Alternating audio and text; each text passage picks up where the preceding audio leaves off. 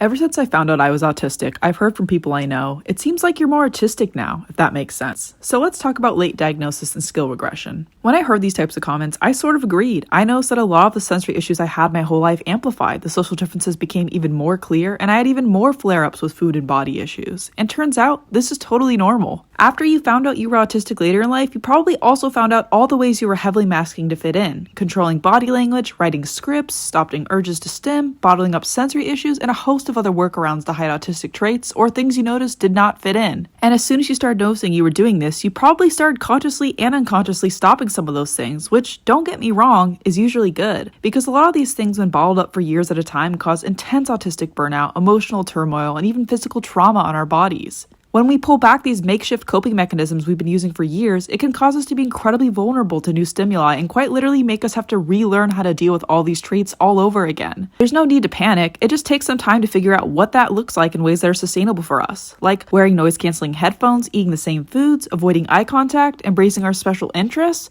But let me promise you, you are not any more or less autistic for experiencing or not experiencing skill regression. We all have limits, and you aren't a whole new person after being diagnosed. You are the same person you have always been. You're just exhausted from pretending to be someone else too, and you deserve to not be exhausted all the time. Bye, friends.